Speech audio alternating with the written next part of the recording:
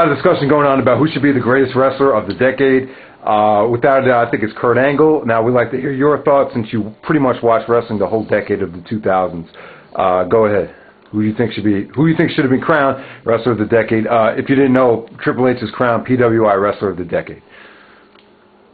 Without a doubt, beyond a shadow of that very doubt, the wrestler of the decade is Headbanger Mosh. No, not really. I stole that from The Rock, by the way, from Royal Rumble 2000. But I don't know.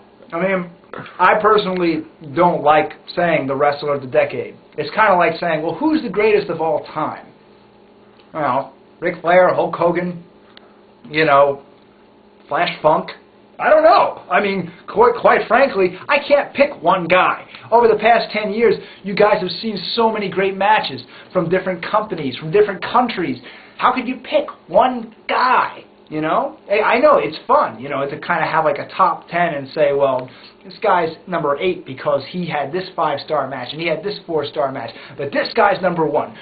Triple H might be number 1 because he main evented probably the most WrestleManias, he had the most championship matches, the most pay-per-view matches, he's on top of the world, obviously, and he's kind of been like an icon for WWE for many years now. And I could see why someone would say it would be Triple H. Other people might say Kurt Angle because he had, a lot of great wrestling matches.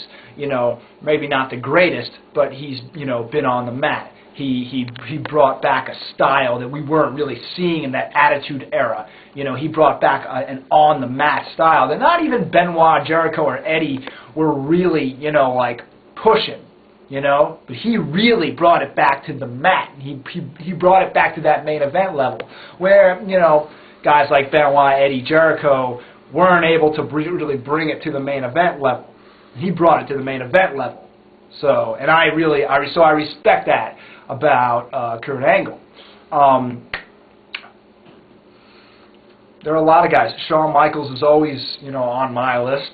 I always loved Shawn Michaels. You wouldn't say Shawn's the greatest wrestler of the decade. Why is that? I think Shawn, if the decade started in '96 or the decade started in '96 and it ended in 2007, I think it'd be Shawn Michaels. I don't know. I really don't know. I think Shawn Michaels has the best matches, at the biggest main events. At WrestleMania, he is Mr. WrestleMania. He came up with that nickname himself or something. I don't know who gave him it, but he really is. He's had the best matches at WrestleMania if you go back and you look. But what's this I hear? I mean, I heard this many years back. He doesn't want to win the title anymore. As a wrestling fan, when you hear that a wrestler doesn't want to win the title anymore, that immediately takes away the fire and the passion that you have for that wrestler. That sounds really gay. Let me rephrase that.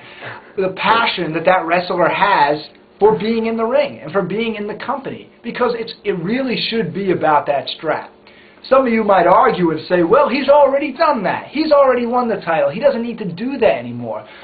But you know what?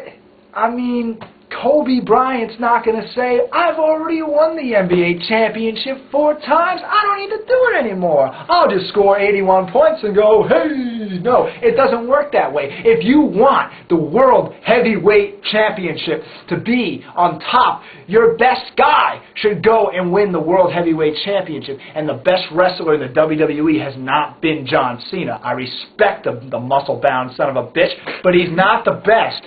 Shawn Michaels, at 44, 45, however old he is, he's still the best wrestler because he does simple, subtle things in the ring and makes them look freaking amazing. Things that other guys can't do. That's the great thing about Shawn Michaels. He's not a fantastic wrestler, but he makes small things look really great. A moonsault from Shawn Michaels has a 10 on the scale of impact that a moonsault from Angle or one of a cruiserweight would do. When a cruiserweight does a moonsault, it's like, oh, moonsault, cruiserweight. So the bottom line is you wouldn't pick Shawn Michaels because he pretty much saves all his energy for WrestleMania. Is not that consistent throughout the rest of the year, right?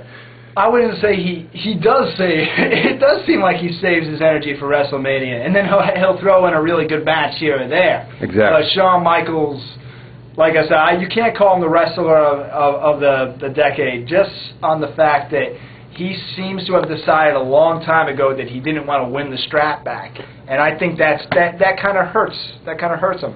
All right, so Triple H, why shouldn't he not have been crowned PWI Wrestler of the Decade? If you give me one reason why. One reason why he should have been crowned Wrestler of the Decade is probably because he had a lot of big time matches that he really didn't deliver on. Exactly. Give me one example. Versus Batista at WrestleMania 21. It was I hated. What about Orton at 21, 25? Yeah, you gonna put words in my mouth, Sanders Robin? This is Sanders Alex, so you better understand that. Yeah. Keep going. WrestleMania 25, yes. I mean, he had to follow Undertaker and Shawn Michaels, which is a lot of people are going to say is the best match of the year. But still, you guys didn't deliver. That was like a no mercy match you gave us in the main event of WrestleMania. It didn't feel like, I mean, it had all the things that it should have had for a WrestleMania main event, but it didn't deliver. And I think if you look at a lot of Triple H's matches, especially toward the end of this decade, he didn't deliver a lot of times. And, you know, also, Shawn Michaels and Triple H both had this DX thing rolling throughout the year. Think about how many months, if you add them up, how much we've had to see DX just sort of like have tag team matches with these guys. They were very mediocre matches, not so great. You think about that, it's like, well, these wrestlers haven't been, you know, doing it, you know, right, all the time. You want to say Ric Flair was the wrestler of the 80s. Ric Flair was the wrestler of the 80s, you know? Right, exactly. All right. So AJ Styles number 2. What did you think of that? As far as my countdown goes, did you agree with those rankings? AJ Styles, the number 2 wrestler of the decade. From the things that I've seen is early on. So look where he took TNA when he was on the very first TNA show. Look where TNA is now. And not to mention, he had several Match of the Year candidates in Ring of Honor throughout his tenure there as well. So he's been an all-around amazing wrestler this whole decade. I honestly, I don't think there's any danger in putting AJ Styles over too much or rating him too high, because we are talking about a young guy who's not so young anymore, who has really he's paid his dues. He doesn't have to. I don't think there's any more dues for a guy like AJ Styles to pay. Right. I've seen guys come up through WWE Developmental League who haven't paid their dues, and they've probably made more money than a lot of the guys in Ring of Honor, and maybe even some of the guys in TNA. So I don't think he has any more dues to pay. I think he's one that he sort of put TNA, I don't want to say he put TNA on the map by himself, but I remember when TNA first came out, the one name I kept hearing wasn't Jeff Jarrett, it wasn't anybody big, it was AJ Styles. All right, so let's keep going. All right, Samoa Joe at number 6 and Bryan Danielson at number 3. Do they deserve to be that high on the list? Samoa Joe, I haven't been following for the past couple of years, but the last time I was watching, Samoa Joe was kind of falling off my rankings. Well, I think if you saw where Joe took Ring of Honor from where it started to where it was when he left the company, I think you could agree with Joe's rankings. It's kind of hard to agree with it if you haven't seen all the footage. But I was thinking about Joe and TNA as opposed to Ring of Honor. Well, just everything combined. Well, he had, you know, the most monstrous reign in Ring of Honor. There's no doubting that. I mean, he really was kind of putting ROH on the map, him and CM Punk. You know, and I think he was different because he was a big guy who could move and who could have great matches and, you know, really be a force in the ring. Kind of like Brock Lesnar as with high flying abilities. Not that one time Brock Lesnar did try to go high fly. All right. So what about Bryan Danielson? The digressing stuff is the funny shit, Robin. When I digress, it's funny. Well, we don't have a lot. We only have 10 minutes for this video. All right. So Bryan Danielson. Just quick, just in 15 seconds. Bryan Danielson, he got bloody. He got bruised. He took more punishment than a lot of the other wrestlers I've ever seen, and he can wrestle. He deserves he deserves to be looked at as high on the countdown. Even though there are a lot of people who have never heard of him before, I think he's one of the best wrestlers I've ever seen. All right, great. All right, so real quickly, Edge. A lot of people were saying that Edge should have been the wrestler of the decade. Why would you dispute that argument? Because we saw a lot of the same shit happen over and over again, and I honestly, I mean, it was cool, a lot of the stuff, doing the Money in the Bank, cashing it in here and there, but I got sick of seeing him just come down, win the title, lose it a couple months later, and then do it all over again. He's a 9-time champion. I really don't even recognize him as a 9-time champion. All right, so all in all, without a doubt, if you had to pick one guy, best wrestler of the decade, just say one name.